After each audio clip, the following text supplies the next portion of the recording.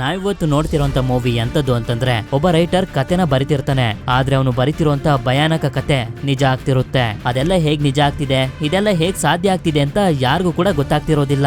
ಇಂತ ಒಂದು ಪವರ್ ಅನ್ನ ಇಟ್ಕೊಂಡಿರುವಂತ ರೈಟರ್ ಮುಂದೆ ಅವನ ಜೀವನದಲ್ಲಿ ಏನೇನೆಲ್ಲ ಮಾಡ್ತಾನೆ ಅನ್ನೋದೇ ಈ ಫ್ಯಾಂಟಸಿ ಅಡ್ವೆಂಚರ್ ಆಗಿರುವಂತ ಮೂವಿ. ಈ ಮೂವಿ ಹೆಸರು ಎ ರೈಟರ್ಸ್ ಒಡಿಸೆ ಅಂತ. ಈಗ ತುಂಬಾ ಟೈಮ್ ಅನ್ನ ವೇಸ್ಟ್ ಮಾಡದೆ ನಮ್ಮ ಮೈನ್ ಸ್ಟೋರಿ ಕಡೆಗೆ ಹೊಟ್ಟೋಗೋಣ.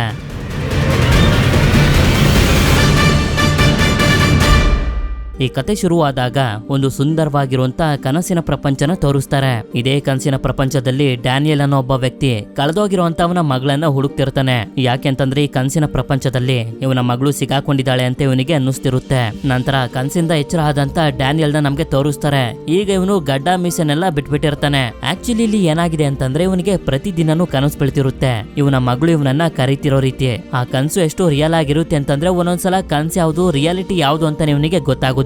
ಅದೇ ಸಮಯಕ್ಕೆ ದೂರದಲ್ಲಿ ಒಂದು ಟ್ರಕ್ ಬರ್ತಿರೋದನ್ನ ಇವನು ನೋಡ್ತಾನೆ. ಆದ್ರಿಂದ ಆ ಟ್ರಕ್ ನ ಮೇಲೆ ಇವನು ಕಲ್ಲುಗಳನ್ನ ಎಸೆಯೋದಕ್ಕೆ ಶುರು ಮಾಡ್ತಾನೆ. ಆ ಕಲ್ಲುಗಳು ತುಂಬಾ ಫೋರ್ಸ್ ಆಗಿ ಬಿದ್ದಿದ್ರಿಂದ ಟ್ರಕ್ ಅಲ್ಲೇ ಕ್ರಾಶ್ ಆಗೋಗುತ್ತೆ. ಆಗ ಟ್ರಕ್ ಇಂದ ಹೊರಗಡೆ ಬಂದಂತ ವ್ಯಕ್ತಿಗೆ ಡ್ಯಾನಿಯಲ್ ಚೆನ್ನಾಗಿ ಹೊಡಿತಾ ಅವನ ಮಗಳ ಫೋಟೋನ ತೋರಿಸಿ ಕೇಳ್ತಾನೆ, 6 ವರ್ಷದ ಹಿಂದೆ ನನ್ನ ಮಗಳನ್ನ ನೀನು ಕಿಡ್ನಾಪ್ ಮಾಡಿದ್ದೆ. ನನ್ನ ಮಗಳ ಹೆಸರು ಟ್ಯಾಂಜರಿನ್, ಅವಳೀಗ ಎಲ್ಲಿದ್ದಾಳೆ ಹೇಳು ಅಂತ.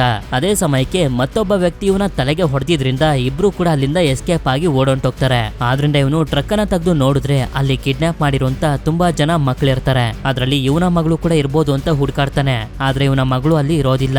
ಅದೇ ಸಮಯಕ್ಕೆ ಆ ಜಾಗಕ್ಕೆ ಪೊಲೀಸರು ಬಂದ್ಬಿಡ್ತಾರೆ. ಇವ್ರಿಗೆಲ್ಲ ಅನಿಸ್ತಿರುತ್ತೆ ಡ್ಯಾನಿಯಲ್ ಆ ಮಕ್ಕಳನ್ನ ಕಿಡ್ನಾಪ್ ಮಾಡಿರೋದು ಅಂತ. ನಂತರ ಸೀನ್ ಫ್ಲಾಶ್ ಬ್ಯಾಕ್ ಗೆ ಶಿಫ್ಟ್ ಆದಾಗ ನಮ್ಗೆ ತೋರಿಸ್ತಾರೆ ಹೇಗೆ ಡ್ಯಾನಿಯಲ್ ಅವನ ಹೆಂಡತಿ ಹಾಗೆ ಮಗು ಜೊತೆ ತುಂಬಾನೇ ಸಂತೋಷವಾಗಿ ಇದ್ದ ಅಂತ. ನಂತರ ಸೀನ್ ಪ್ರೆಸೆಂಟ್ ಗೆ ಬಂದಾಗ ಪೊಲೀಸರು ಇವನನ್ನ ಅರೆಸ್ಟ್ ಮಾಡಿರ್ತಾರೆ. ಯಾಕೆಂತಂದ್ರೆ ಅವ್ರೆಲ್ಲರಿಗೂ ಅನಿಸ್ತಿತ್ತಲ್ಲ ಡ್ಯಾನಿಯಲ್ ಆ ಮಕ್ಕಳನ್ನೆಲ್ಲ ಟ್ರಕ್ ನಲ್ಲಿ ತಗೊಂಡೋಗ್ತಿದ್ದ ಅಂತ. ಅದಕ್ಕೆ ಇವನನ್ನ ಜೈಲಿಗೆ ಹಾಕೋದಕ್ಕೆ ಅಂತ ಕರ್ಕೊಂಡು ಹೋಗ್ತಿರ್ತಾರೆ. ಹೀಗೆ ಒಬ್ಬ ಪೊಲೀಸ್ ಆಗಿ ಡ್ಯಾನಿಯಲ್ ಕಾರ್ ನಲ್ಲಿ ಕುಂತಿರ್ಬೇಕಾದ್ರೆ ಅದೇ ಸಮಯಕ್ಕೆ ಇವರ ಕಾರ್ ನ ಮುಂದೆ ಮತ್ತೊಂದು ಕಾರ್ ಬಂದು ಡೋರ್ ಅನ್ನು ಓಪನ್ ಮಾಡಿ ಆ ಕಾರ್ ನ ಒಳಗಡೆ ಇರೋರು ಡ್ಯಾನಿಯಲ್ ನ ಬರೋದಕ್ಕೆ ಹೇಳ್ತಾರೆ. ಇವನು ಕೂಡ ತುಂಬಾ ಕಷ್ಟಪಟ್ಟು ಪೊಲೀಸನ ಜೊತೆ ಫೈಟ್ ಮಾಡಿ ಆ ಕಾರ್ ನ ಒಳಗಡೆ ಬರ್ತಾನೆ. ನೋಡಿದ್ರೆ ಆ ಕಾರ್ ನಲ್ಲಿ ಒಬ್ಳು ಲೇಡಿ ಇರ್ತಾಳೆ. ಈ ಲೇಡಿ ಹೆಸರು ಸೆರೆನಾ ಅಂತ. ಇವಳಿಗೆ ಡ್ಯಾನಿಯಲ್ ನ ಹೆಸರು ಗೊತ್ತಿರುತ್ತೆ. ಅದ್ರ ಜೊತೆಗೆ ಇವನು ಮೊದ್ಲು ಎಲ್ಲಿದ್ದ, ಏನ್ ಕೆಲಸನ ಮಾಡ್ತಿದ್ದ, ಇವನ ಹೆಂಡತಿ ಮಗು ಯಾರು ಅಂತಾನೂ ಕೂಡ ಇವಳಿಗೆ ಗೊತ್ತಿರುತ್ತೆ. ಹಾಗೆ ಇವನ ಮಗಳು 6 ವರ್ಷದ ಹಿಂದೆ ಕಿಡ್ನಾಪ್ ಆಗಿರುವಂತ ವಿಷಯನೂ ಕೂಡ ಗೊತ್ತಿರುತ್ತೆ. ಆದ್ರೆ ಅವಳು ಹೇಳ್ದಂತ ಒಂದೇ ಒಂದು ಮಾತನ್ನ ಕೇಳಿ ಇವನಿಗೆ ತುಂಬಾನೇ ಶಾಕ್ ಆಗೋಗುತ್ತೆ. ಅದೇನಂತಂದ್ರೆ ಪ್ರತಿದಿನಾನು ಇವನಿಗೆ ಇವನ ಮಗಳು ಕನ್ಸು ಬರ್ತಿರುತ್ತಲ್ಲ, ಆ ವಿಷಯನೂ ಕೂಡ ಇವಳಿಗೆ ಗೊತ್ತಿರುತ್ತೆ. ಇದನ್ನೆಲ್ಲ ಕೇಳಿ ಇವನಿಗೆ ತುಂಬಾನೇ ಭಯ ಆಗಿ ಕಾರನ್ನ ನಿಲ್ಸೋದಕ್ಕೆ ಹೇಳ್ತಾನೆ. ಕಾರನ್ನ ನಿಲ್ಸಿದಾಗ ಹೊರಗಡೆ ನೋಡ್ತಾನೆ ಪೊಲೀಸರು ಓಡಾಡ್ತಿರ್ತಾರೆ. ಯಾಕೆಂತಂದ್ರೆ ಇವನು ಪೊಲೀಸರಿಂದ ತಪ್ಪಿಸ್ಕೊಂಡು ಬಂದಿರ್ತಾನಲ್ಲ. ಆದ್ರಿಂದ ಈಗ ಇವನಿಗೆ ಬೇರೆ ದಾರಿ ಇಲ್ದೆ ಸೆರೆನಾ ಜೊತೆನೆ ಹೋಗ್ತಾನೆ. ಮುಂದಿನ ಸೀನ್ ನಲ್ಲಿ ನಮ್ಗೆ ಮೂವಿಯ ಮೊದಲಲ್ಲಿ ತೋರಿಸಿದ್ರಲ್ಲ ಅದೇ ಪ್ರಪಂಚನ ತೋರಿಸ್ತಾರೆ. ಹೌದು, ಡ್ಯಾನಿಯಲ್ ನ ಕನ್ಸ್ನಲ್ಲಿ ಬಂದಿರುತ್ತಲ್ಲ ಅದೇ ಪ್ರಪಂಚ ಇದು. ಇಲ್ಲಿ ಒಂದಷ್ಟು ಜನ ಒಬ್ಬ ಹುಡುಗನ್ನ ಫಾಲೋ ಮಾಡ್ತಿರ್ತಾರೆ. ಇನ್ನೇನು ಅವ್ರು ಇವನನ್ನ ಸಾಯಿಸ್ಬೇಕು ಅಂತ ಅನ್ಕೊಳ್ಳೋಷ್ಟ್ರಲ್ಲಿ ಈ ಹುಡುಗನ್ನ ಅಕ್ಕ ಬಂದು ಅವನನ್ನ ಕಾಪಾಡ್ತಾಳೆ. ಅಂದಂಗೆ ಈ ಹುಡುಗನ ಹೆಸರು ಜೂನ್ ಅಂತ. ಜೂನ್ ನ ಅಕ್ಕ ಇಲ್ಲಿಂದ ಹೋಗಿ ನಿನ್ನ ಪ್ರಾಣನ ಉಳಿಸ್ಕೊ ಅಂತ ಹೇಳ್ತಾಳೆ. ಆದ್ರೆ ಇವನು ಅವಳನ್ನ ಬಿಟ್ಟು ಹೋಗೋದಕ್ಕೆ ರೆಡಿ ಆಗಿರೋದಿಲ್ಲ. ಆದ್ರಿಂದ ಅವಳು ಇವನನ್ನ ಅಲ್ಲಿಂದ ಕೆಳಗಡೆ ನೀರಿನ ಒಳಗಡೆ ತಳ್ಬಿಡ್ತಾಳೆ. ಇದಾದ್ಮೇಲೆ ಆ ಜನರ ಜೊತೆ ಫೈಟ್ ಮಾಡೋದಕ್ಕೆ ಶುರು ಮಾಡ್ತಾಳೆ. ಹೀಗೆ ಇವಳು ಫೈಟ್ ಮಾಡ್ತಿರ್ಬೇಕಾದ್ರೆ ಒಬ್ಬ ವಯಸ್ಸಾಗಿರುವಂತ ವ್ಯಕ್ತಿ ಇವಳ ಮೇಲೆ ಅಟ್ಯಾಕ್ ಮಾಡ್ಬಿಡ್ತಾನೆ. ನಂತರ ಜೂನ್ ತುಂಬಾ ಕಷ್ಟಪಟ್ಟು ಆ ಬೆಟ್ಟನ ಹತ್ತಿ ಮೇಲೆ ಬಂದು ನೋಡಿದ್ರೆ ಆ ವಯಸ್ಸಾಗಿರುವಂತ ವ್ಯಕ್ತಿ ಇವನ ಅಕ್ಕನ್ನ ಸಾಯಿಸ್ಬಿಡ್ತಾನೆ. ಇದರಿಂದ ಇವನಿಗೆ ತುಂಬಾ ಕೋಪ ಬರೋದ್ರ ಜೊತೆಗೆ ತುಂಬಾನೇ ದುಃಖ ಆಗ್ತಿರುತ್ತೆ. ಅಷ್ಟೇ ಅಲ್ಲ, ಆ ವಯಸ್ಸಾಗಿರುವಂತ ವ್ಯಕ್ತಿ ಜೂನ್ ಕೂಡ ಸಾಯಿಸ್ತೀನಿ ಅಂತ ಹೇಳ್ತಿರ್ತಾನೆ. ಹೇಳ್ಬೇಕು ಅಂತಂದ್ರೆ ಈ ವಯಸ್ಸಾದಂತ ವ್ಯಕ್ತಿಯ ಮೇಲೆ ಒಂದು ಶಾಪ ಇರುತ್ತೆ. ಆದ್ರೆ ಜೂನ್ ಮಾತ್ರ ಅದ್ರ ಬಗ್ಗೆ ಯೋಚನೆ ಮಾಡದೆ ಆ ವಯಸ್ಸಾಗಿರುವಂತ ವ್ಯಕ್ತಿಗೆ ಚುಚ್ಚಿ ಸಾಯಿಸ್ಬಿಡ್ತಾನೆ. ಆಕ್ಚುಲಿ ಹೇಳ್ಬೇಕು ಅಂತಂದ್ರೆ ಇವರನ್ನ ಫಾಲೋ ಮಾಡ್ಕೊಂಡು ಬಂದಿದ್ರಲ್ಲ ಅವರೆಲ್ಲರೂ ರೆಡ್ಮಿನ್ ಅನ್ನೋ ಒಬ್ಬ ವ್ಯಕ್ತಿಯ ಕಡೆಯವರು. ರೆಡ್ಮಿನ್ ಈ ಪ್ರಪಂಚದ ದೇವತೆ. ಯಾರ್ಯಾರೋ ಅವನ ವಿರುದ್ಧ ಹೋಗ್ತಾರೋ ರೆಡ್ಮಿನ್ ಅವರೆಲ್ಲರನ್ನು ಸಾಯಿಸ್ಬಿಡ್ತಾನೆ. ಜೂನ್ ಹಾಗೆ ಅವನ ಅಕ್ಕನು ಕೂಡ ರೆಡ್ಮಿನ್ ನ ವಿರುದ್ಧನೇ ಹೋಗಿರ್ತಾರೆ. ಆದ್ರಿಂದಾನೆ ಅವನ ಕಡೆಯವರು ಇವರನ್ನ ಸಾಯಿಸೋದಕ್ಕೆ ಅಂತ ಬಂದಿದ್ದು. ನಂತರ ಇವನ ಅಕ್ಕನ್ನ ಸಮಾಧಿ ಮಾಡಿ ಹೋಗ್ತಿರ್ಬೇಕಾದ್ರೆ ಯಾರೋ ಇವನ್ ಜೊತೆ ಮಾತಾಡೋ ರೀತಿ ಇವನಿಗೆ ಅನ್ಸುತ್ತೆ. ಸುತ್ತಮುತ್ತ ನೋಡ್ತಾನೆ, ಆದ್ರೆ ಯಾರು ಕೂಡ ಜೀವಂತವಾಗಿರೋದಿಲ್ಲ. ಸರಿ ಅಂತ ಇವನು ಮುಂದೆ ಹೋಗೋದಕ್ಕೆ ರೆಡಿ ಆಗ್ತಿರ್ಬೇಕಾದ್ರೆ ಆ ವಯಸ್ಸಾಗಿರುವಂತ ವ್ಯಕ್ತಿಯ ಬಾಡಿಯಿಂದ ಒಂದು ಕ್ರಿಯೇಚರ್ ಹೊರಗಡೆ ಬಂದು ಇವನ ಮೇಲೆ ಅಟ್ಯಾಕ್ ಮಾಡ್ತಾ ಇವನ ಬಾಡಿಗೆ ಅಟ್ಯಾಚ್ ಆಗಿ ಇವನ ರಕ್ತನ ಕುಡಿಯೋದಕ್ಕೆ ಶುರು ಮಾಡುತ್ತೆ. ಇದೇ ಕ್ರಿಯೇಚರ್ ಆ ವ್ಯಕ್ತಿಗೆ ಶಾಪ ಆಗಿ ಇದ್ದಿದ್ದು. ಆದ್ರೆ ಈಗ ಜೂನ್ ಆ ವ್ಯಕ್ತಿನ ಸಾಯಿಸಿರೋದ್ರಿಂದ ಇವನ ಬಾಡಿಗೆ ಅಟ್ಯಾಚ್ ಆಗಿರುತ್ತೆ. ಆದ್ರೂ ಕೂಡ ಇವನು ಬಿಡೋದಿಲ್ಲ. ರೆಡ್ಮಿನ್ ಜೊತೆ ಯುದ್ಧ ಮಾಡೋದಕ್ಕೆ ರೆಡಿ ಆಗ್ತಾನೆ. ಯಾಕೆ ಅಂತಂದ್ರೆ ಅವನು ಇವನ ಫ್ಯಾಮಿಲಿಯಲ್ಲಿ ಇದ್ದವರೆಲ್ಲರನ್ನು ಸಾಯಿಸ್ಬಿಟ್ಟಿರ್ತಾನೆ. ಮುಂದಿನ ಸೀನ್ ನಲ್ಲಿ ನಮ್ಗೆ ಲೀಮು ಅನ್ನೋ ಒಬ್ಬ ವ್ಯಕ್ತಿನ ತೋರಿಸ್ತಾರೆ. ಇವನೊಂದು ದೊಡ್ಡ ಕಂಪನಿಯ ಓನರ್. ಸೆರೆನಾ ಕೂಡ ಲೀಮುಗೋಸ್ಕರನೇ ಕೆಲಸ ಮಾಡ್ತಿರೋದು. ನಂತರ ಇವಳು ಡ್ಯಾನಿಯಲ್ಗೆ ಫೋಟೋಗಳನ್ನ ತೋರಿಸ್ತಾ ಹೇಳೋದಕ್ಕೆ ಶುರು ಮಾಡ್ತಾಳೆ. ನಮ್ಗೆ ನಿನ್ ಮಗಳು ತರನೇ ಇರೋ ಅಂತ 5 ಜನ ಮಕ್ಕಳು ಸಿಕ್ಕಿದ್ದಾರೆ. ಈ 5 ಜನರಲ್ಲಿ ಒಬ್ಳು ನಿನ್ನ ಮಗಳು ಅಂತ. ಆದ್ರೆ ಡ್ಯಾನಿಯಲ್ಗಂತೂ ಇವನ ಮಗಳು ಯಾರು ಅಂತಾನೆ ಕಂಡುಹಿಡಿಯೋದಕ್ಕಾಗೋದಿಲ್ಲ. ಯಾಕೆಂತಂದ್ರೆ ಇವನ ಮಗಳು ಮಿಸ್ ಆದಾಗ ತುಂಬಾ ಚಿಕ್ಕ ಹುಡುಗಿ ಆಗಿದ್ಲು. ಅವಳು ಮಿಸ್ ಆಗಿ ಈಗ 6 ವರ್ಷ ಆಗೋಗಿರುತ್ತೆ. ಈಗ ನಾನು ಏನ್ ಮಾಡ್ಬೇಕು ಅಂತ ಇವನು ಕೇಳಿದಾಗ ಸೆರೆನಾ ಒಂದು ವಿಡಿಯೋನ ಪ್ಲೇ ಮಾಡ್ತಾಳೆ. ಅದ್ರಲ್ಲಿ ಒಬ್ಬ ಹುಡುಗ ಲೈವ್ ನಲ್ಲಿ ಒಂದು ಸ್ಟೋರಿನ ಹೇಳ್ತಿರ್ತಾನೆ. ಆ ಸ್ಟೋರಿ ಬೇರೆ ಯಾವ್ದು ಅಲ್ಲ, ನಾವಾಗ್ಲೇ ನೋಡಿದ್ವಲ್ಲ, ಡ್ಯಾನಿಯಲ್ಗೆ ಪ್ರತಿದಿನನೂ ಬರ್ತಿರುವಂತ ಕನಸಿನ ಪ್ರಪಂಚ. ಹಾಗೆ ಜೂನ್ ಅನ್ನೋ ಒಬ್ಬ ಹುಡುಗನ ಮೈಗೆ ಆ ಕ್ರಿಯೇಚರ್ ಅಂಟ್ಕೊಂಡಿದ್ದು ಅದೇ ಪ್ರಪಂಚದ ಸ್ಟೋರಿನ ಇವನು ಹೇಳ್ತಿರೋದು. ಈ ಹುಡುಗನ ಹೆಸರು ಜೇಮಿ ಅಂತ. ಜೇಮಿ ನಾವೀಗಾಗ್ಲೇ ನೋಡಿರುವಂತ ಕಥೆನೆ ಅಲ್ಲಿ ಹೇಳ್ತಿರ್ತಾನೆ. ಜೂನ್ ನ ರೆಡ್ಮಿನ್ ಕಡೆ ಜನರು ಓಡಾಡ್ಸ್ಕೊಂಡ್ ಬಂದಿದ್ದು, ಅವನ ಅಕ್ಕ ಜೂನ್ ನ ಕಾಪಾಡೋದಕ್ಕೋಗಿ ಸತ್ತಿದ್ದು, ಹಾಗೆ ವಯಸ್ಸಾದಂತ ವ್ಯಕ್ತಿಯ ಬಾಡಿಲಿದ್ದಂತ ಕ್ರಿಯೇಚರ್ ಜೂನ್ ನ ಬಾಡಿಗೆ ಬಂದು ಅಂಟ್ಕೊಂಡಿದ್ದು ಎಲ್ಲಾನು ಕೂಡ ಹೇಳ್ತಾನೆ. ಅದ್ರ ಜೊತೆಗೆ ಇವನು ಮತ್ತೊಂದು ವಿಷಯನೂ ಕೂಡ ಹೇಳ್ತಿರ್ತಾನೆ. ಅರಮನೆಯಲ್ಲಿರುವಂತ ರೆಡ್ಮಿನ್ಗೆ ಮೊದಲನೇ ಸಲ ಭಯ ಆಗೋದಕ್ಕೆ ಶುರು ಆಗುತ್ತೆ. ಹಾಗೆ ಅವನ ತಲೆಯಲ್ಲಿದ್ದಂತ ಹಳೆಯ ಗಾಯ ನೋವಾಗೋದಕ್ಕೆ ಶುರುವಾಗುತ್ತೆ ಅಂತ. ಅದೇ ರೀತಿ ರೆಡ್ಮಿನ್ ನ ತಲೆಯಲ್ಲಿದ್ದಂತ ಹಳೆಯ ಗಾಯನೂ ಕೂಡ ನೋವಾಗೋದಕ್ಕೆ ಶುರುವಾಗಿ ಇವನು ಕೆಳಗಡೆ ಬಿದ್ದೋಗ್ತಾನೆ. ನಂತರ ನಮ್ಗೆ ಎಲ್ಲನೂ ಕ್ಲಿಯರ್ ಆಗೋಗುತ್ತೆ.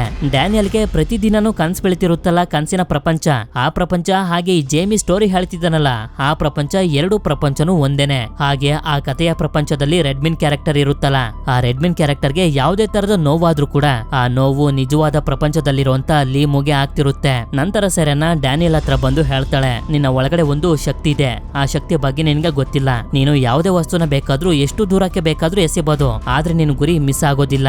ಇದೇ ಪವರ್ ನಿಂದಾನೆ ನೀನ್ ಆಗ್ಲೇ ಕಲ್ಲೆಸ್ದಾಗ ಅದು ಕರೆಕ್ಟ್ ಆಗಿ ಹೋಗಿ ಟ್ರಕ್ಗೆ ಹೊಡೆದಿದ್ದು. ಆ ಪವರ್ ಅನ್ನ ಯೂಸ್ ಮಾಡ್ಕೊಂಡು ನೀನು ಜೇಮಿನ ಸಾಯಿಸ್ಬೇಕು. ಯಾಕೆಂತಂದ್ರೆ ಅವನು ಕಥೆಯಲ್ಲಿ ರೆಡ್ಮಿನ್ ನ ಬಗ್ಗೆ ಏನೇನ್ ಹೇಳ್ತಾನೋ ಅದು ನಿಜ ಜೀವನದಲ್ಲಿ ನನ್ನ ಬಾಸ್ ಆಗಿರುವಂತ ಲೀಮುಗೆ ಎಫೆಕ್ಟ್ ಆಗ್ತಿದೆ. ನೀನು ಜೇಮಿನ ಸಾಯಿಸಿದ್ರೆ ಎಷ್ಟೇ ಖರ್ಚಾದ್ರೂ ಪರವಾಗಿಲ್ಲ, ನಾವು ನಿನ್ ಮಗಳನ್ನ ಹುಡ್ಕೊಡ್ತೀವಿ ಅಂತ.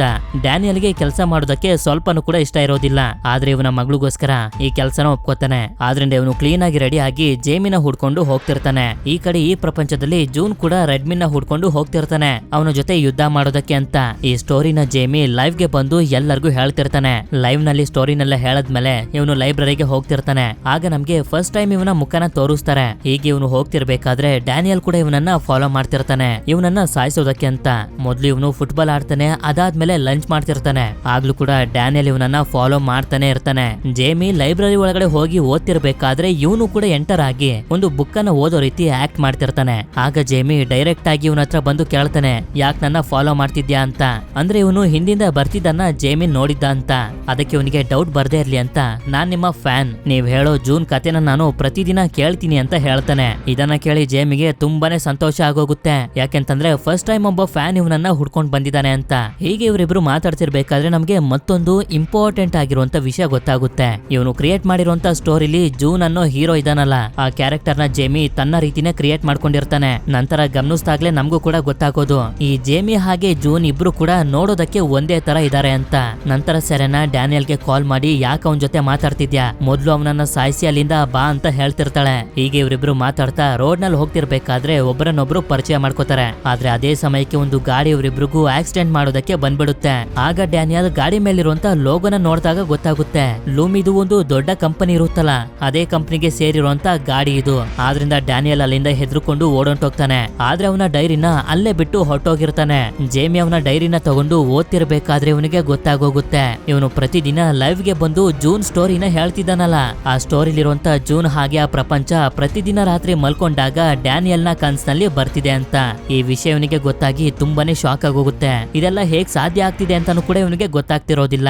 ನಂತರ ಡ್ಯಾನಿಯಲ್ ಆ ಬುಕ್ ನಲ್ಲಿ ಏನೇನ್ ಬರ್ದಿದ್ದ ಅಂತ ನಮ್ಗೆ ತೋರಿಸ್ತಾ ಹೋಗ್ತಾರೆ. ಡ್ಯಾನಿಯಲ್ ನ ಕನ್ಸಿನ ಪ್ರಕಾರ ಜೂನ್ ಒಂದು ಹಳ್ಳಿಗೆ ಬಂದಿರ್ತಾನೆ. ಈ ಹಳ್ಳಿಯವರೆಲ್ಲ ರೆಡ್ಮಿನ್ ನ ದೇವ್ರು ಅಂತ ಒಪ್ಕೊಂಡು ಪೂಜಿಸ್ತಿರ್ತಾರೆ. ಆದ್ರಿಂದ ಈ ಹಳ್ಳಿಯವರು ಇವತ್ತು ರೆಡ್ಮಿನ್ ಗೋಸ್ಕರ ಒಂದು ಹಬ್ಬನ ಮಾಡ್ತಿರ್ತಾರೆ. ಜೂನ್ ಕೂಡ ಅದೇ ರೀತಿ ಇದೊಂದು ಹಬ್ಬ ಇರ್ಬೋದು ಅಂತ ಸುತ್ತ ನೋಡ್ತಿರ್ತಾನೆ. ಅದೇ ಸಮಯಕ್ಕೆ ಜನರೆಲ್ಲರೂ ಪಕ್ಕದ ಹಳ್ಳಿ ಮೇಲೆ ಯುದ್ಧ ಮಾಡೋದಕ್ಕೆ ಹೋಗೋದಕ್ಕೆ ರೆಡಿ ಆಗ್ಬಿಡ್ತಾರೆ. ಯಾಕೆಂತಂದ್ರೆ ಪಕ್ಕದ ಹಳ್ಳಿಯವರು ರೆಡ್ಮಿನ್ ನ ದೇವ್ರು ಅಂತ ಒಪ್ಕೊಂಡಿರೋದಿಲ್ಲ.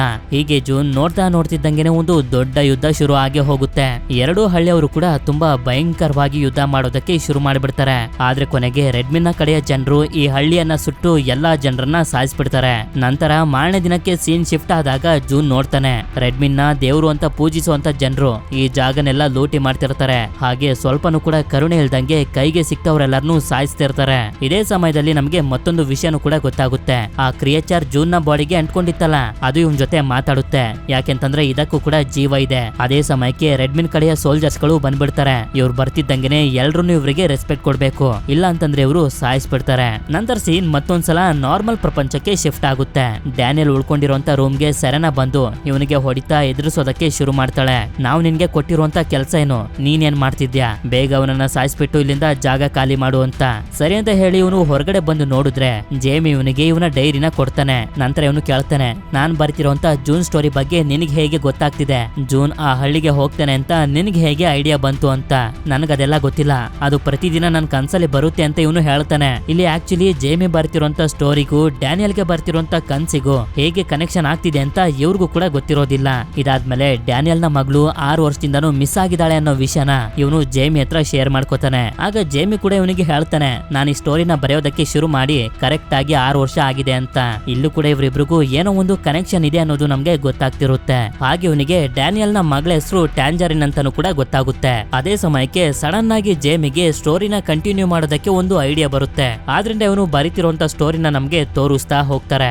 ಜೂನ್ ಆ ಹಳ್ಳಿಲಿ ಓಡಾಡ್ತಿರ್ಬೇಕಾದ್ರೆ ಒಬ್ಳು ಸಣ್ಣ ಹುಡುಗಿ ಇವನಿಗೆ ಸಿಗ್ತಾಳೆ. ಆ ಹುಡುಗಿಗೆ ಜೂನ್ ಟ್ಯಾಂಜರಿನ್ ಅಂತಾನೆ ಹೆಸರಿಡ್ತಾನೆ. ಆಕ್ಚುಲಿ ಟ್ಯಾಂಜರಿನ್ ಅನ್ನೋದು ಡ್ಯಾನಿಯಲ್ ಮಗಳ ಹೆಸರು. ಇಲ್ಲಿ ಟ್ಯಾಂಜರಿನ್ ನ ಅಣ್ಣನ ರೀತಿ ಇರುವಂತ ಒಬ್ಬ ಫ್ರೆಂಡ್ ಸತ್ತೋಗಿರ್ತಾನೆ. ಆದ್ರಿಂದ ಜೂನ್ ಆ ಹುಡುಗಿಗೆ ಹೆಲ್ಪ್ ಮಾಡ್ಬೇಕು ಅಂತ ಇಬ್ರು ಸೇರಿ ಆ ಹುಡುಗನ್ನ ಮಣ್ಣು ಮಾಡ್ತಾರೆ. ಹೀಗೆ ಇವರಿಬ್ರು ಮಾತಾಡ್ತಿರ್ಬೇಕಾದ್ರೆ ಟ್ಯಾಂಜರಿನ್ ಇವನಿಗೆ ಹೇಳ್ತಾಳೆ, ರಾತ್ರಿ ಆಗೋಷ್ಟ್ರಲ್ಲಿ ನಾವು ಕೆಲಸನೆಲ್ಲ ಮುಗಿಸಿ ಮನೆಗೆ ಅಥವಾ ಎಲ್ಲಾದ್ರೂ ಹೋಗಿ ಬಚ್ಚಿಟ್ಕೋಬೇಕು, ಇಲ್ಲಾಂತಂದ್ರೆ ರೆಡ್ಮಿನ್ ನ ಕಡೆಯ ಸೋಲ್ಜರ್ಸ್ ಗಳು ನಮ್ಮನ್ನ ಸಾಯಿಸ್ಬಿಡ್ತಾರೆ. ಯಾಕೆಂತಂದ್ರೆ ರೆಡ್ಮಿನ್ ಒಂದು ರೂಲ್ಸ್ ಅನ್ನ ಮಾಡಿದಾನೆ, ರಾತ್ರಿ ಆದ್ಮೇಲೆ ಯಾರೇ ಹೊರಗಡೆ ಇದ್ರು ಅವರನ್ನ ಸಾಯಿಸ್ಬಿಡಿ ಅಂತ.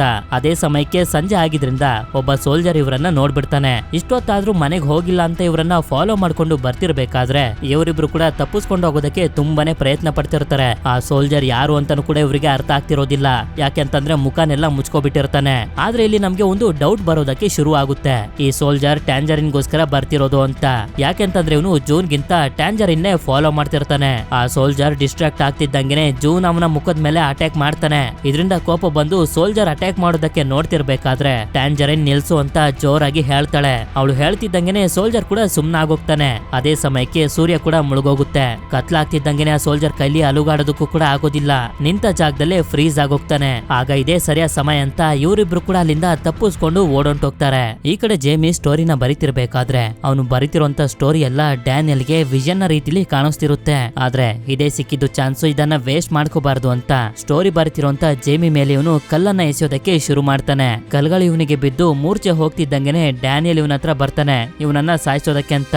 ಆದ್ರೆ ಅದೇ ಸಮಯಕ್ಕೆ ಯಾರೋ ಒಂದು ಸಾಂಗ್ ಹೇಳ್ತಿರೋದು ಇವನಿಗೆ ಕೇಳಿಸುತ್ತೆ. ಆಕ್ಚುಲಿ ಸಾಂಗ್ ಅನ್ನ ಇವನು ಇವನ ಮಗಳಿಗೆ ಹೇಳ್ಕೊಟ್ಟಿದ್ದ.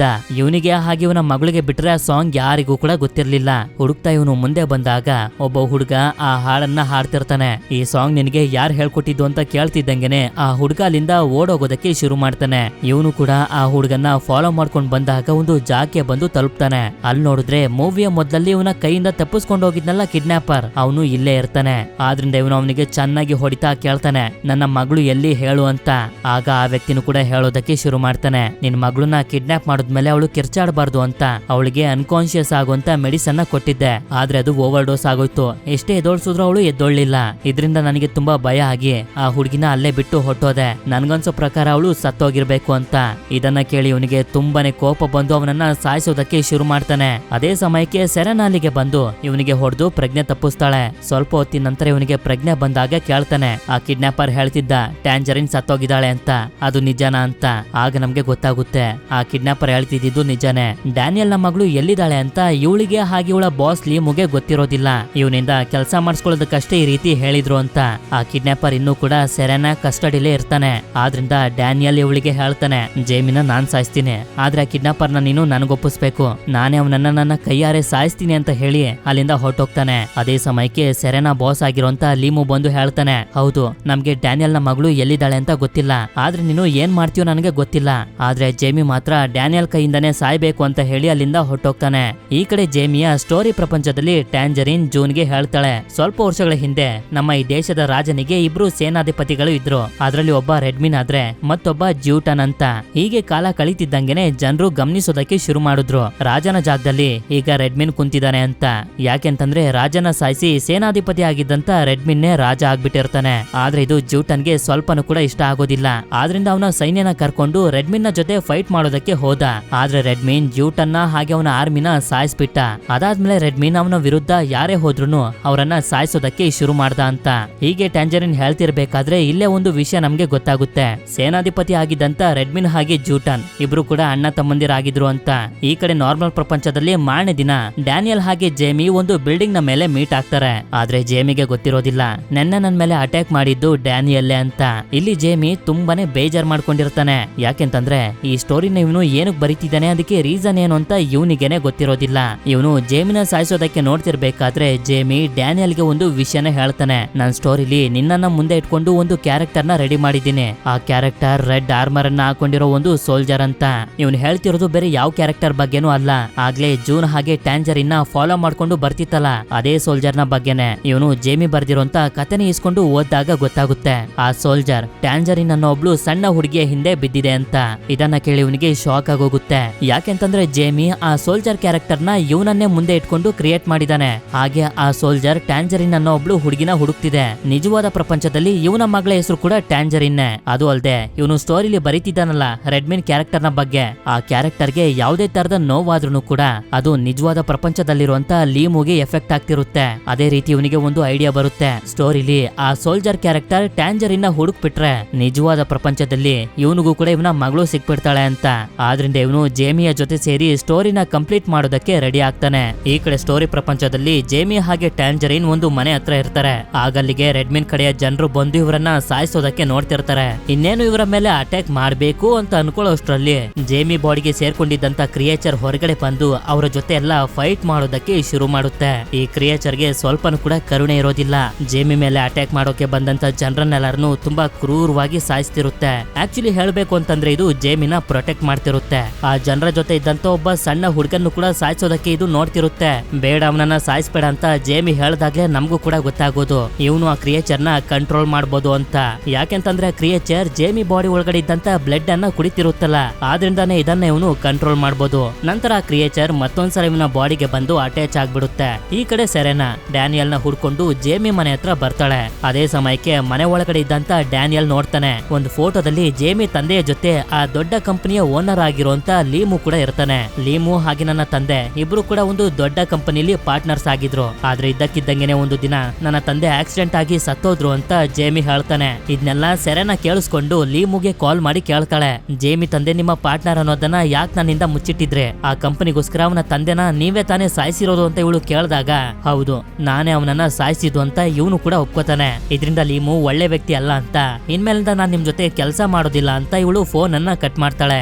ಆದ್ರೆ ಇವಳು ಯಾವಾಗ ಕಾರ್ ಹತ್ರ ಬರ್ತಾಳೋ ಲೀಮು ಕಡೆ ಇಬ್ರು ವ್ಯಕ್ತಿಗಳು ಇವಳನ್ನ ಪ್ರಜ್ಞೆ ತಪ್ಪಿಸಿ ಕಾರಿನ ಒಳಗಡೆ ಹಾಕುತ್ತಾರೆ. ಅದಾದ್ಮೇಲೆ ಇವರು ಡ್ಯಾನಿಯಲ್ ನ ಫಾಲೋ ಮಾಡೋದಕ್ಕೆ ಶುರು ಮಾಡ್ತಾರೆ. ನಂತರ ಡ್ಯಾನಿಯಲ್ ಹಾಗೆ ಜೇಮಿ ಲೈಬ್ರರಿಗೆ ಬಂದು ಡ್ಯಾನಿಯಲ್ಗೆ ಅವನ ಮಗಳು ಸಿಗೋ ರೀತಿ ಜೇಮಿ ಕತೆ ಬರೆಯೋದಕ್ಕೆ ಶುರು ಮಾಡ್ತಾನೆ. ಜೂನ್ ಟ್ಯಾಂಜರಿನ ಕರ್ಕೊಂಡು ರೆಡ್ಮಿನ್ ಇರುವಂತ ಅರಮನೆ ಹತ್ರ ಬರ್ತಾನೆ ರೆಡ್ಮಿನ್ ಜೊತೆ ಯುದ್ಧ ಮಾಡೋದಕ್ಕೆ ಅಂತ. ಸರಿ ಅಂತ ಇವರಿಬ್ರು ಡೋರ್ ಅನ್ನ ಓಪನ್ ಮಾಡಿ ನೋಡಿದ್ರೆ ರೆಡ್ ಸೋಲ್ಜರ್ಸ್ ಗಳೆಲ್ಲ ಫ್ರೀಸ್ ಆಗಿ ಒಂದು ಜಾಗದಲ್ಲಿ ಕುಂತ್ಕೊಬಿಟ್ಟಿರ್ತಾರೆ. ಅವ್ರ ಕೈಲಿ ಅಲುಗಾಡೋದಕ್ಕೂ ಕೂಡ ಆಗ್ತಿರೋದಿಲ್ಲ. ಯಾಕೆಂತಂದ್ರೆ ಇವರೆಲ್ಲರ ವೀಕ್ನೆಸ್ ಇದು. ರಾತ್ರಿ ಹೊತ್ತು ಇವರೆಲ್ಲರೂ ಫ್ರೀಸ್ ಆಗ್ಬಿಡ್ತಾರೆ. ಈ ಕಡೆ ನಾರ್ಮಲ್ ಪ್ರಪಂಚದಲ್ಲಿ ಡ್ಯಾನಿಯಲ್ ಹಾಗೆ ಜೇಮಿನ ಫಾಲೋ ಮಾಡ್ಕೊಂಡು ಲೀಮು ಕಡೆಯ ಆ ಇಬ್ರು ವ್ಯಕ್ತಿಗಳು ಲೈಬ್ರರಿಗೆ ಬರ್ತಾರೆ. ಆದ್ರಿಂದ ಇವರಿಬ್ರು ಜೇಮಿನ ಸಾಯಿಸಬಾರ್ದು ಅಂತ ಡ್ಯಾನಿಯಲ್ ಅಟ್ಯಾಕ್ ಮಾಡೋಕೆ ಶುರು ಮಾಡಿದಾಗ್ಲೇ ನಮ್ಗೆ ಗೊತ್ತಾಗೋದು ಈ ಇಬ್ರು ವ್ಯಕ್ತಿಗಳ ಹತ್ರನೂ ಕೂಡ ಸೂಪರ್ ಪವರ್ ಇದೆ ಅಂತ. ಇವ್ರು 3 ಜನ ಇಲ್ಲಿ ಫೈಟ್ ಮಾಡ್ತಿದ್ರೆ ಜೇಮಿ ಮತ್ತೊಂದು ರೂಮ್ ನಲ್ಲಿ ಕುಂತ್ಕೊಂಡು ಕತೆ ಬರೀತಿರ್ತಾನೆ. ಆ ಕತೆಲಿ ಜೂನ್ ರೆಡ್ಮಿನ್ ನ ಜೊತೆ ಫೈಟ್ ಮಾಡೋದಕ್ಕೆ ಅಂತ ಹೋಗ್ತಿರ್ತಾನೆ. ಆದ್ರೆ ನಾನ್ ನಿನ್ಗೆ ಯಾವುದೇ ತರದ ಸಹಾಯ ಮಾಡೋದಿಲ್ಲ ಅಂತ ಇವನ ಬಾಡಿಯಲ್ಲಿ ಇರುವಂತ ಕ್ರಿಯೇಚರ್ ಹೇಳ್ತಿರುತ್ತೆ. ರೆಡ್ಮಿನ್ ನ ಜೊತೆ ಯುದ್ಧ ಮಾಡೋದಕ್ಕೆ ನೀನ್ ನನ್ಗೆ ಸಹಾಯ ಮಾಡಿದ್ರೆ ನಾನ್ ನಿನ್ನ ಕಂಟ್ರೋಲ್ ಮಾಡೋದಿಲ್ಲ, ನಿನ್ ಪಾಡಿಗೆ ನಿನ್ನ ಬಿಟ್ಬಿಡ್ತೀನಿ ಅಂತ ಜೂನ್ ಹೇಳ್ತಾನೆ. ನಾನ್ ನಿನ್ನ ಅಕ್ಕನ್ನ ಸಾಯಿಸಿದ್ದೀನಿ, ನೀನ್ ಹೇಗೆ ನನ್ನ ಬಿಟ್ಬಿಡ್ತೀಯ ಅಂತ ಕೇಳಿದಾಗ ಜೂನ್ ಹೇಳ್ತಾನೆ ಅದ್ರಲ್ಲಿ ನಿನ್ನ ತಪ್ಪೇನು ಇರ್ಲಿಲ್ಲ, ನಮ್ಮನ್ನ ಸಾಯಿಸೋದಕ್ಕೆ ನಿನ್ನ ಕಳ್ಸಿದ್ದು ರೆಡ್ಮಿನ್, ನನ್ನ ದ್ವೇಷ ಏನಿದ್ರು ಅವನ್ ಮೇಲೆ ನಾನ್ ನಿನ್ನ ಫ್ರೆಂಡ್ ಅಂತ ಅನ್ಕೊಂಡಿದೀನಿ ಅಂತಾನೆ. ಈ ಕಡೆ ಡ್ಯಾನಿಯಲ್ ಅವರಿಬ್ರಲ್ಲಿ ಒಬ್ರಿಗೆ ಹೊಡೆದು ಅನ್ಕಾನ್ಶಿಯಸ್ ಮಾಡ್ಬಿಡ್ತಾನೆ. ಅದೇ ಸಮಯಕ್ಕೆ ಈ ಸ್ಟೋರಿ ಪ್ರಪಂಚದಲ್ಲಿ ಜೂನ್ ಹಾಗೆ ಟ್ಯಾಂಜರಿನ್ ರೆಡ್ಮಿನ್ ಇರುವಂತ ಜಾಗದ ಹತ್ರ ಬರ್ತಾರೆ. ರೆಡ್ಮಿನ್ ಎಲ್ಲಿದ್ಯಾ ಅಂತ ಕೂಗಾಡ್ತಿರ್ಬೇಕಾದ್ರೆ ಸ್ಟ್ಯಾಚು ಆಗಿದ್ದಂತ ರೆಡ್ಮಿನ್ ಇವನ ಮುಂದೆ ಬರ್ತಾನೆ. ಈ ಕಡೆ ನಾರ್ಮಲ್ ಪ್ರಪಂಚದಲ್ಲಿ ಉಳ್ಕೊಂಡಿದ್ದಂತ ಮತ್ತೊಬ್ಬ ವ್ಯಕ್ತಿ ಡ್ಯಾನಿಯಲ್ ನ ಮೇಲೆ ಅಟ್ಯಾಕ್ ಮಾಡಿ ಚೆನ್ನಾಗಿ ಹೊಡಿತಿರ್ತಾನೆ. ಅದೇ ಸಮಯಕ್ಕೆ ಅಲ್ಲಿಗೆ ಸೆರೆನಾ ಬಂದು ಇವನಿಗೆ ಹೊಡಿತಾ ಡ್ಯಾನಿಯಲ್ ನ ಕಾಪಾಡೋದಕ್ಕೆ ಶುರು ಮಾಡ್ತಾಳೆ. ನಂತರ ಇವರಿಬ್ರು ಸೇರಿ ಆ ವ್ಯಕ್ತಿಗೆ ಚೆನ್ನಾಗಿ ಹೊಡೆದು ಅನ್ಕಾನ್ಶಿಯಸ್ ಆಗೋ ರೀತಿ ಮಾಡ್ತಾರೆ. ಈ ಕಡೆ ಸ್ಟೋರಿ ಪ್ರಪಂಚದಲ್ಲಿ ರೆಡ್ಮಿನ್ ಜೂನ್ ನ ರಕ್ತನ ಸ್ಮೆಲ್ ಮಾಡಿ ಹೇಳ್ತಾನೆ, ಹಾಗಾದ್ರೆ ನೀನು ನನ್ನ ಅಣ್ಣ ಆಗಿದ್ದಂತ ಜ್ಯೂಟನ್ನ ಮಗ ಅಂತ.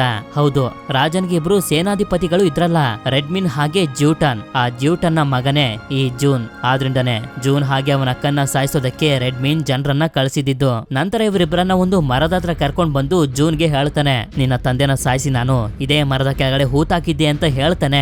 ಜೂನ್ ನ ಮೇಲೆ ಅಟ್ಯಾಕ್ ಮಾಡೋದಕ್ಕೆ ಶುರು ಮಾಡ್ತಾನೆ. ಆಗ ಜೂನ್ ಹಾಗೆ ಆ ಕ್ರಿಯೇಚರ್ ಇಬ್ರು ಸೇರಿ ರೆಡ್ಮಿನ್ ನ ಮೇಲೆ ಅಟ್ಯಾಕ್ ಮಾಡೋದಕ್ಕೆ ಶುರು ಮಾಡ್ತಾರೆ. ಆದ್ರೆ ಈ ರೆಡ್ಮಿನ್ ತುಂಬಾನೇ ಸ್ಟ್ರಾಂಗ್ ಆಗಿರೋದ್ರಿಂದ ಇಬ್ರಿಗೂ ಕೂಡ ಚೆನ್ನಾಗಿ ಹೊಡಿತಿರ್ತಾನೆ. ಹೀಗೆ ಇವರು ಫೈಟ್ ಮಾಡ್ತಿರ್ಬೇಕಾದ್ರೆ ಜೂನ್ಗೆ ಹಿಂಸೆ ಕೊಡ್ತಿರೋದನ್ನ ನೋಡೋದಕ್ಕಾಗ್ದೆ ಕ್ರಿಯೇಚರ್ ರೆಡ್ಮಿನ್ ನ ಮೇಲೆ ಅಟ್ಯಾಕ್ ಮಾಡೋದಕ್ಕೆ ಹೋದಾಗ ಅವನು ಇದನ್ನ ಹಿಡಿದು ಪುಡಿ ಪುಡಿ ಮಾಡ್ಬಿಡ್ತಾನೆ. ನಂತರ ಇವನು ಜೂನ್ ನ ಹೊಟ್ಟೆಗೆ ಚುಚ್ಚಿ ಸಾಯಿಸೋದಕ್ಕೆ ನೋಡ್ತಿರ್ಬೇಕಾದ್ರೆ ಅದೇ ಸಮಯಕ್ಕೆ ಟ್ಯಾಂಜರಿನ್ ಅವಳ ತಂದೆ ಹೇಳ್ಕೊಟ್ಟಿರುವಂತ ಮ್ಯೂಸಿಕ್ ಅನ್ನ ನುಡ್ಸೋದಕ್ಕೆ ಶುರು ಮಾಡ್ತಾಳೆ. ಇದನ್ನ ಕೇಳಿ ನನ್ನ ತಂದೆ ಎಲ್ಲಿದ್ರು ಬಂದೇ ಬರ್ತಾರೆ ಅಂತ. ಆದ್ರೆ ರೆಡ್ಮಿನ್ ಅವಳನ್ನ ಹಿಡಿದು ಹೊಟ್ಟೆ ಒಳಗಡೆ ಹಾಕೋಬಿಡ್ತಾನೆ. ಈ ಕಡೆ ನಾರ್ಮಲ್ ಪ್ರಪಂಚದಲ್ಲಿ ಜೇಮಿ ಸ್ಟೋರಿನ ಬರಿತಿರ್ಬೇಕಾದ್ರೆ ಹೇಗೆ ರೆಡ್ಮಿನ್ ಜೂನ್ ನ ಹೊಟ್ಟೆಗೆ ಚುಚ್ಚುದ್ನೋ ಅದೇ ರೀತಿ ಲೀಮು ಕಡೆ ಒಬ್ಬ ವ್ಯಕ್ತಿ ಬಂದು ಇವನಿಗೆ ಚುಚ್ಚಿ ಹೊಟ್ಟೋಗಿರ್ತಾನೆ. ಆದ್ರಿಂದ ಇವನಿಗೆ ಸ್ಟೋರಿ ಕಂಪ್ಲೀಟ್ ಮಾಡೋದಕ್ಕಾಗೋದಿಲ್ಲ. ಹಾಸ್ಪಿಟಲ್ಗೆ ಕರ್ಕೊಂಡ್ ಬಂದು ಅಡ್ಮಿಟ್ ಮಾಡ್ತಾರೆ. ಅದೇ ಸಮಯಕ್ಕೆ ಆ ಜಾಕೆ ಲೀಮು ಕೂಡ ಬರ್ತಾನೆ. ಇನ್ನು ಅವನು ಸ್ಟೋರಿನ ಕಂಪ್ಲೀಟ್ ಮಾಡೋದಕ್ಕಾಗೋದಿಲ್ಲ, ಹಾಗೆ ನಾನು ಸಾಯೋದು ಕೂಡ ಇಲ್ಲ ಅಂತ ಇವನು ಖುಷಿ ಪಡ್ತಿರ್ಬೇಕಾದ್ರೆ ಡ್ಯಾನಿಯಲ್ ಹೇಳ್ತಾನೆ, ಈ ಸ್ಟೋರಿನ ಬರೆದು ಕತೆನ ಕಂಪ್ಲೀಟ್ ಮಾಡುವಂತ ಶಕ್ತಿ ನನ್ನಲ್ಲಿದೆ ಅಂತ. ಆದ್ರಿಂದ ಇವನು ಲ್ಯಾಪ್ಟಾಪ್ ಅನ್ನ ಕಿತ್ಕೊಳ್ಳೋದಕ್ಕೆ ನೋಡ್ತಿರ್ಬೇಕಾದ್ರೆ ಸೆರೆನಾ ಇವನಿಗೆ ಹೊಡೆದು ಒಂದು ಕಡೆ ಕೂರಿಸ್ತಾಳೆ. ನಂತರ ಡ್ಯಾನಿಯಲ್ ಕತೆನ ಬರೆಯೋದಕ್ಕೆ ಶುರು ಮಾಡ್ತಾನೆ. ಟ್ಯಾಂಜರಿನ್ ನ ತಂದೆಗೆ ಸೂಪರ್ ಪವರ್ಸ್ ಗಳು ಬಂದು ಜೂನ್ ಹಾಗೆ ಟ್ಯಾಂಜರಿನ್ ನ ಕಾಪಾಡೋದಕ್ಕೆ ಬರ್ತಾನೆ ಅಂತ. ಅದೇ ರೀತಿ ಸ್ಟೋರಿ ಪ್ರಪಂಚದಲ್ಲೂ ಕೂಡ ಆಗ್ಲೇ ಜೂನ್ ಹಾಗೆ ಟ್ಯಾಂಜರಿನ್ ನ ಫಾಲೋ ಮಾಡ್ಕೊಂಡು ಬರ್ತಿದ್ನಲ್ಲ ರೆಡ್ ಆರ್ಮರ್ ಹಾಕಿರುವಂತ ಒಬ್ಬ ಸೋಲ್ಜರ್ ಸೂಪರ್ ಪವರ್ ನ ಜೊತೆ ಇಲ್ಲಿಗೆ ಬರ್ತಾನೆ. ಯಾಕೆಂತಂದ್ರೆ ಇವನೇ ಟ್ಯಾಂಜರಿನ್ ನ ತಂದೆ. ನಂತರ ಇವನು ತಂದಿರುವಂತ ಗನ್ ನಲ್ಲಿ ರೆಡ್ಮಿನ್ ನ ಜೊತೆ ಫೈಟ್ ಮಾಡೋದಕ್ಕೆ ಶುರು ಮಾಡ್ತಾನೆ. ರೆಡ್ಮಿನ್ ತುಂಬಾ ಸ್ಟ್ರಾಂಗ್ ಆಗಿರೋದ್ರಿಂದ ಡ್ಯಾನಿಯಲ್ಗೂ ಕೂಡ ಹೊಡಿತಿರ್ತಾನೆ. ಹೌದು, ಈ ಕ್ಯಾರೆಕ್ಟರ್ ಬೇರೆ ಯಾವುದು ಅಲ್ಲ, ಡ್ಯಾನಿಯಲ್ಲೇ ಈ ಕ್ಯಾರೆಕ್ಟರ್. ಹೀಗೆ ಇವರಿಬ್ಬರ ಭಯಂಕರವಾಗಿರುವಂತ ಫೈಟ್ ನಡೀತಿರ್ಬೇಕಾದ್ರೆ ಡ್ಯಾನಿಯಲ್ ಜೂನ್ ನ ನೋಡಿ ಹೇಳ್ತಾನೆ, ರೆಡ್ಮಿನ್ ನ ತಲೆಯಲ್ಲಿರುವಂತ ಕತ್ತಿನ ಹೊರಗಡೆ ತೆಗೆದ್ರೆ ನಾವ್ ಅವನನ್ನ ಸೋಲಿಸಬಹುದು ಅಂತ. ಆದ್ರಿಂದ ಇವನು ರೆಡಿ ಆಗ್ತಿರ್ಬೇಕಾದ್ರೆ ನಮಗೆ ಗೊತ್ತಾಗುತ್ತೆ ಆ ಕ್ರಿಯೇಚರ್ ಇನ್ನೂ ಕೂಡ ಬದುಕಿದೆ ಅಂತ. ಕ್ರಿಯೇಚರ್ ನ ಸಹಾಯದಿಂದ ರೆಡ್ಮಿನ್ ನ ತಲೆಯಲ್ಲಿರುವಂತ ಕತ್ತಿ ಹತ್ರ ಇವನು ಬರ್ತಾನೆ. ಆದ್ರೆ ಇವನು ಎಷ್ಟೇ ಕಷ್ಟ ಪಡ್ತಿದ್ರು ಕೂಡ ಆ ಕತ್ತಿ ಇವನ ತಲೆಯಿಂದ ಹೊರಗಡೆ ಬರ್ತಿರೋದಿಲ್ಲ, ಅಷ್ಟು ಗಟ್ಟಿಯಾಗಿ ಅದು ಕುತ್ಕೋಬಿಟ್ಟಿರುತ್ತೆ. ಆದ್ರಿಂದ ಡ್ಯಾನಿಯಲ್ ಕೂಡ ಇವನ ಜೊತೆ ಬಂದು ಕತ್ತಿನ ಎಳೆಯೋದಕ್ಕೆ ಶುರು ಮಾಡಿದಾಗ ಆ ಕತ್ತಿ ರೆಡ್ಮಿನ್ ನ ಅರ್ಧಕ್ಕೆ ಕಟ್ ಮಾಡ್ಬಿಡುತ್ತೆ. ಇದರಿಂದ ಅವನು ಸತ್ತೋಗ್ತಾನೆ. ಹಾಗೆ ಅವನ ಹೊಟ್ಟೆ ಒಳಗಡೆ ಇದ್ದಂತ ಟ್ಯಾಂಜರಿನ್ ನ ಕಾಪಾಡ್ತಾನೆ. ಈ ಕಡೆ ಹಾಸ್ಪಿಟಲ್ ನಲ್ಲಿ ಜೇಮಿಗೆ ಏನು ಆಗಿರೋದಿಲ್ಲ, ಸೇಫ್ ಆಗಿರ್ತಾನೆ. ಹಾಗೆ ಕತೆಲಿ ರೆಡ್ಮಿನ್ ಸತ್ತೋಗಿರೋದ್ರಿಂದ ಲೀಮು ಕೂಡ ಸಾಯ್ತಿರ್ತಾನೆ. ಅದೇ ಸಮಯಕ್ಕೆ ಡ್ಯಾನಿಯಲ್ ಹೊರಗಡೆ ಬಂದು ನೋಡಿದ್ರೆ ಆಗ್ಲೇ ಹಾಡು ಹೇಳ್ತಿದ್ದಂತ ಒಬ್ಬ ಹುಡುಗ ತಪ್ಪಿಸ್ಕೊಂಡು ಓಡೋಗಿದ್ನಲ್ಲ, ಆ ಹುಡುಗನ್ ಜೊತೆ ಒಬ್ಳು ಸಣ್ಣ ಹುಡುಗಿನೂ ಕೂಡ ಇರ್ತಾಳೆ. ಅವಳೇ ಡ್ಯಾನಿಯಲ್ ನ ಮಗಳು ಟ್ಯಾಂಜರಿನ್. ಈ ಕಡೆ ಸ್ಟೋರಿಯ ಪ್ರಪಂಚದಲ್ಲಿ ಟ್ಯಾಂಜರಿನ್ ಅವಳ ತಂದೆನ ನೋಡಿ ತುಂಬಾನೇ ಸಂತೋಷ ಪಡ್ತಾಳೆ. ಇದೇ ರೀತಿ ನಿಜವಾದ ಪ್ರಪಂಚದಲ್ಲೂ ಕೂಡ ಡ್ಯಾನಿಯಲ್ಗೆ ಅವನ ಮಗಳು ಸಿಕ್ಕಿರ್ತಾಳೆ. ಅಂದ್ರೆ ಕಿಡ್ನಾಪರ್ ಬಿಟ್ಟು ಹೋದಾಗ ಟ್ಯಾಂಜರಿನ್ ಇನ್ನೂ ಕೂಡ ಸತ್ತಿರ್ಲಿಲ್ಲ, ಬರೀ ಅನ್ಕಾನ್ಶಿಯಸ್ ಆಗಿದ್ಲು ಅಷ್ಟೇ. ಇಲ್ಲಿಗೆ ಈ ಮೂವಿ ಎಂಡ್ ಆಗುತ್ತೆ. ಐ ಥಿಂಕ್ ಮೂವಿ ತುಂಬಾನೇ ಕನ್ಫ್ಯೂಸಿಂಗ್ ಆಗಿತ್ತು ಅನ್ಸುತ್ತೆ. ಹೌದು, ನಾನು ಕೂಡ ತುಂಬಾ ಕಷ್ಟಪಟ್ಟು ಸ್ಕ್ರಿಪ್ಟಿಂಗ್ ಅನ್ನ ಮಾಡಿದ್ದೀನಿ. ಅದಾದ್ಮೇಲೆ ಈ ಮೂವಿಲಿ ತುಂಬಾ ವಿಷಯಗಳನ್ನ ಕ್ಲಿಯರ್ ಮಾಡಿಲ್ಲ. ಫಾರ್ ಎಕ್ಸಾಂಪಲ್, ಜೇಮಿ ಬರೀತಿರುವಂತ ಸ್ಟೋರಿ ಪ್ರತಿದಿನ ಡ್ಯಾನಿಯಲ್ ನ ಕನ್ಸ್ನಲ್ಲಿ ಏನಕ್ಕೆ ಬರ್ತಿದೆ ಅಂತ ಎಲ್ಲೂ ಕೂಡ ಮೆನ್ಷನ್ ಮಾಡಿಲ್ಲ. ಐ ಥಿಂಕ್ ಇದೊಂದು ಫ್ಯಾಂಟಸಿ ಮೂವಿ ಆಗಿರೋದ್ರಿಂದ ಲಾಜಿಕ್ ಅನ್ನ ಹುಡುಕ್ತೆ ಬರೀ ಎಂಟರ್ಟೈನ್ಮೆಂಟ್ ಪರ್ಪಸ್ಗೋಸ್ಕರ ನೋಡಿದ್ರೆ ಒಳ್ಳೇದು. ಈ ಮೂವಿ ನಿಮ್ಗೆ ಇಷ್ಟ ಆಗಿರುತ್ತೆ ಅಂತ ಅನ್ಕೊಂಡಿದ್ದೀನಿ. ಹಾಗೆ ಕೊನೆಯದಾಗಿ ನನ್ನ ಕಡೆಯಿಂದ ನಿಮ್ಮೆಲ್ರಿಗೂ ಒಂದು ಕ್ವಶನ್, ಡ್ಯಾನಿಯಲ್ ನ ಮಗಳ ಹೆಸರು ಏನು ಅಂತ ನಿಮ್ಗೆ ಗೊತ್ತಿದ್ರೆ ಕಮೆಂಟ್ ಮಾಡಿ ತಿಳಿಸಿ. ಹಾಗೆ ವಿಡಿಯೋ ಇಷ್ಟ ಆಗಿತ್ತು ಅಂತಂದ್ರೆ ಲೈಕ್ ಮಾಡಿ. ಸರಿ, ಸಿಗೋಣ ಮತ್ತೊಂದು ಅಮೇಜಿಂಗ್ ಆಗಿರುವಂತ ವಿಡಿಯೋದಲ್ಲಿ. Until then stay tune, Mister Explainer Kannada.